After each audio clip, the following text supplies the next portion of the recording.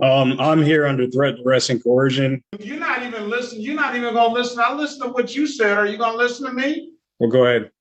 Are you giving me permission to go ahead now, too, right? I am here under threat, duress, and coercion to demand You're not here under threat, duress, or prove some kind of jurisdiction. And until jurisdiction has been proven, we can go no further. All right, everyone.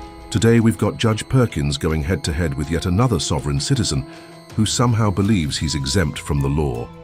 Do these guys genuinely think they've discovered some hidden legal loophole that lets them opt out of the justice system? What's even crazier is that this guy actually sounds pretty intelligent, so I have no clue how he fell for this sovereign citizen nonsense. Like, do people just wake up one day and decide, yep, I'm going to challenge a judge using a script I found in a shady Facebook group? Let me know your thoughts, because this is about to get chaotic. Let's jump in and watch as Judge Perkins delivers a much-needed reality check on why simply following the law is always the smarter choice. Did you send a note to the court, Mr. Lockhart? Yes, I did. Did not accept your offer to contract and do not agree to these proceedings. All right, so what do you want to do? I'm here under threat, duress, and coercion. I'd like to say for the record, my name is Jamil of the family Lockhart. Let's get the record established. This is the city of Detroit versus Jamel Amir Lockhart. Appearance for the record, please, Counselor. Rita White, House Counsel, on behalf of Mr. Jamil Lockhart. All right, Mr. Lockhart. No one is representing me on my behalf. I don't know that. All right, go ahead, Mr. Lockhart. Yeah, so I am Jamil of the family Lockhart, flesh and blood, living man, and attorney in fact for Jamil Lockhart and Legis Trust. I'm here by threat, duress, and coercion. I'm here making a special appearance. And I'm here to demand that the court prove jurisdiction over me as a live flesh and blood man. As I said, I submitted a challenge to jurisdiction.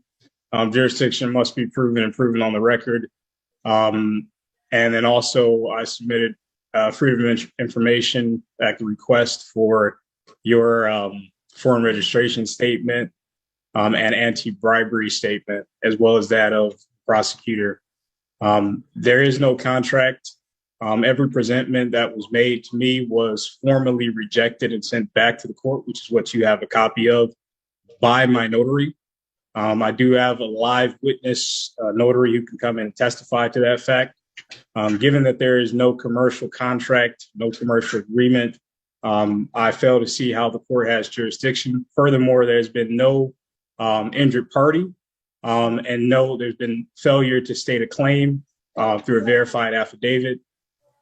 So if someone can prove to me how this statutory commercial court has some kind of jurisdiction over me as a live flesh and blood human being, I think we could start there. Well, let's start here. You have a notice is not what you think notice should be. Notice is what is if it's properly effectuated in the courtroom. And I'll certainly give you whatever hearing that you want if you file the proper motions and material to contest that. I'll give you an opportunity to be heard on that. But furthermore, what I'm looking at is I have a proof of service. There is no proof of service that was rejected and sent back to the court. You have a copy of that.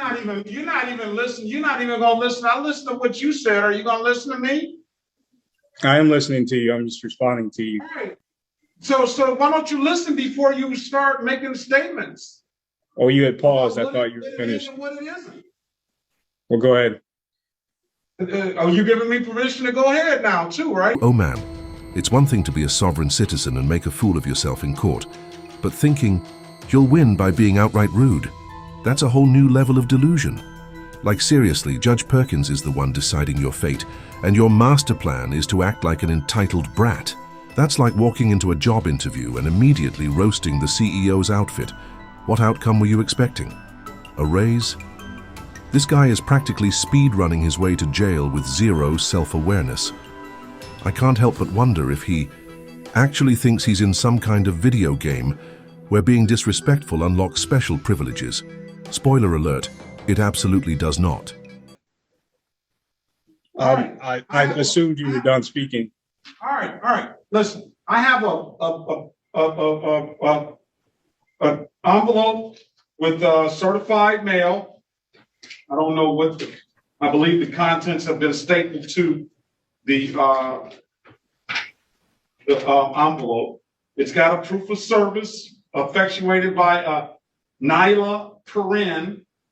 I have a signed complaint here, signed by Officer Randy Randolph on 11/19/2019. Is he here today? And we can get him in here. Today is only date and time is set for arraignment. So you're just being arraigned, and what the arraignment purposes of your arraignment, and let's go through the whole thing, is you're here for a expired plate ticket. That is a civil infraction that carries a $145 fine. There's an allegation that you did not have a drove while license not valid or improper. That is a misdemeanor offense, punishable by 93 days at the maximum by 93 days in jail and or $500 in fine. On the same date and time, it was an allegation that you did not provide proper insurance. That is a misdemeanor, as it's written here, and that is punishable by the maximum possible penalty of 93 days in jail and or $500 in fines. There's also a warrant for your arrest for an allegation of an improper, not valid driver's license. So today is the date and time set for arraignment. You have the option of pleading guilty, not guilty, or standing mute.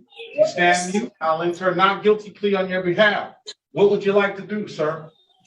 I am here under threat, duress, and coercion to demand You're that not this here under threat, duress, or prove some coercion. kind of jurisdiction. And until jurisdiction has been proven, we can go no further. I would also like to ask you, is this proceeding taking place under common law? This proceeding is taking place in accordance to the court rules and the statutory laws of the state of Michigan. So I am not a creature of statute. I am not under statutory law. I would demand that this proceeding take place under common law, as I am a live flesh and blood human being, under no authority but that of God.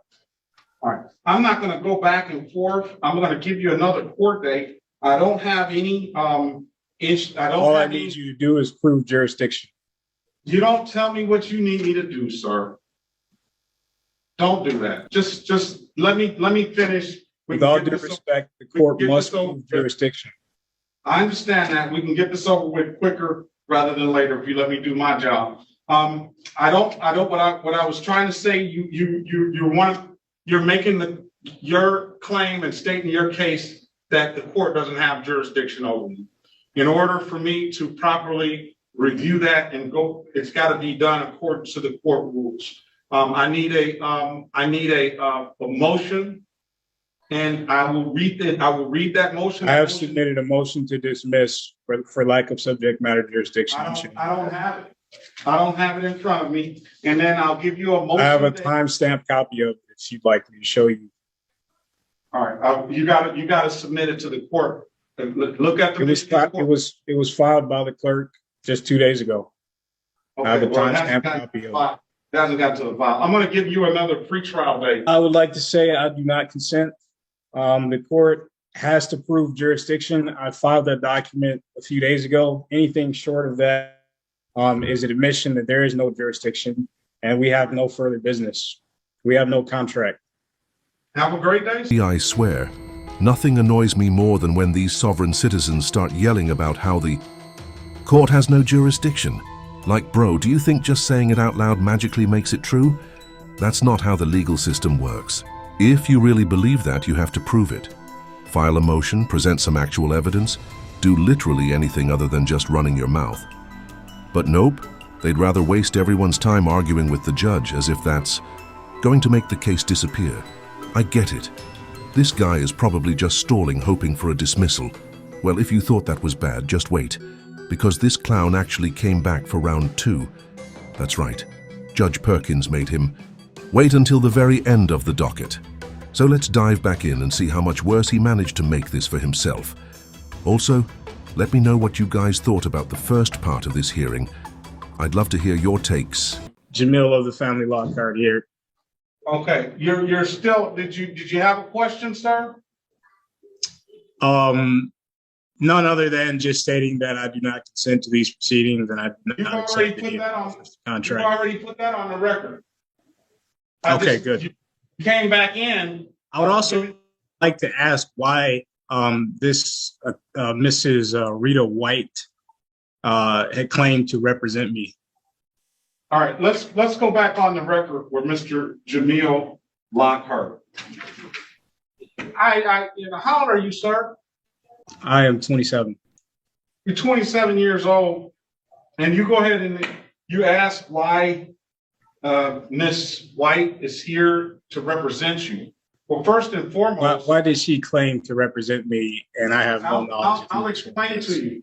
First and foremost, she's the House counsel for this evening. So for this afternoon, she represents anybody who wants her representation as far as helping them to navigate and to defend themselves. I have never expressed that want to her. Why do you talk over people? Well, I assume we were having a conversation. I'm sorry. I'll be quiet. I am trying to have a conversation, but one's got to talk and one's got to listen. Okay, go ahead. You asked why Miss White said she represented you. Miss White said she represented you because she didn't know beforehand the position that you were going to take. So she's just merely quite doing an assumption. her job. That is quite an assumption. Wouldn't you agree? Well, by the name that you put up on there, Jamil of the Family Lockhart, That is I wasn't surprised I wasn't surprised the avenue that you were going to take on that. Just I'm by glad the you name. recognize But I where can't- I'm going. But she's not going to assume. I don't believe she's going to assume that she's going to treat you any differently than anyone else. And then you said that you didn't want her representation, and she. Wouldn't you agree that for future reference, it might be better to ascertain that kind of information before she makes that kind of statement for everybody? No. You don't think so? No. So the assumption is that everyone wants her to speak on their behalf. Yes, Is that not a rash assumption? Until they say differently, like you did. Okay. Well, again, this whole time, there's a motion before the court to dismiss for lack of subject matter jurisdiction. Well, there's not a motion There has before the been court. what has been filed. I have a timestamp copy of it. I can show you that if you need to see it. But Okay, your well, clerk let me explain timestamps and filed that document. Let me explain to you. And this is just for your information. You say that you filed it with the court and the clerk down at the window, and I wouldn't disagree with that. But typically you want to, when you do your filings, that's why you want to have a judge's copy, and you want to specifically have that copy hand delivered to the judge's chambers. So we don't rely on the court clerks downstairs at the windows to make sure that these files get put into the proper place. You're not going to make. Who do you that rely on for that? You're making, and you're because you don't want to make that assumption that that file is going to get into the correct file. You don't want to make that assumption. Would you agree? Who do you rely on to make sure that filed documents get into the right place, get into The person that's filing it, yourself. So it is not, you're telling me it's not the duty of the clerk to ensure that documents are filed in the case where the judge can view those documents. The law isn't rocket science, if you want. To file a motion in Michigan, you have to do it the right way.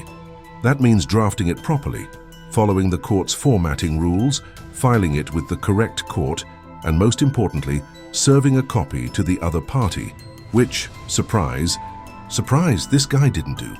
You can't just drop it off at the clerk's office and expect them to handle the rest. like your personal assistant. There's usually a filing fee, and if a hearing is required, you have to schedule it. Skip those steps, and guess what? Your motion doesn't exist. That's exactly why Judge Perkins isn't having it. The court isn't here to clean up your mess. It's your responsibility to make sure everything is done correctly. And honestly, if you can't figure that out, maybe just hire a lawyer instead of wasting everyone's time. It's really not that hard. That document was sent to the court. It was sent to the court by a notary. So I do have a live witness to attest to that fact. It has also been time-stamped. That was recorded as well. I have checked all my boxes when it comes to notifying the court. I've also given you a demand for your Freedom of Information Act request for your foreign registration statement and your anti-bribery statement. The idea or the fact that you do not have that is an issue, and it would mean that you are committing a crime against me and holding this statutory proceeding and trying to confuse me as a live flesh and blood man, that I am a corporation beholden to the corporation which you represent. And that is my main point here today, is to tell you that I am not under your jurisdiction. I am a live flesh and blood man. You've already stated that this is not a common law proceeding. I am under no law but common law. We have no commercial contract which would enter us into any kind of statutory law.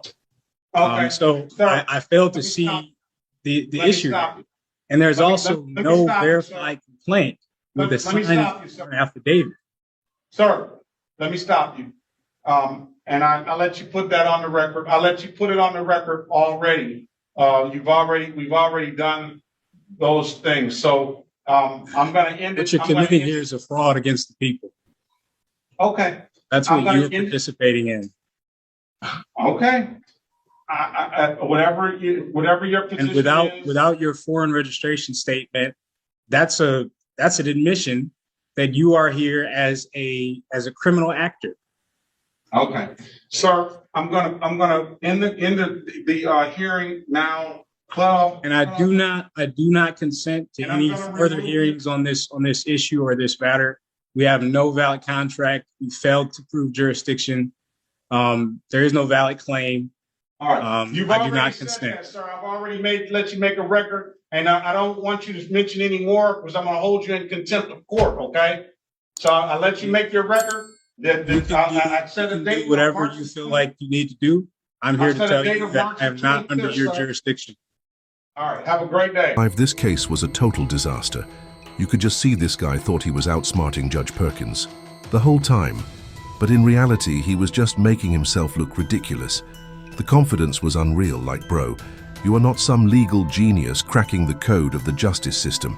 You're just embarrassing yourself in front of a judge who does this for a living. What blows my mind is that he actually sounds pretty intelligent. So how does someone like this fall for the whole sovereign citizen nonsense? He's young, he speaks well, but somehow he's convinced he's above the law. It's like watching someone starve with a full plate of food in front of them just because they refuse to pick up a fork. That said, credit to Judge Perkins, he handled this perfectly. He didn't take the bait, didn't lose his patience, and just let this guy dig his own grave with every ridiculous argument.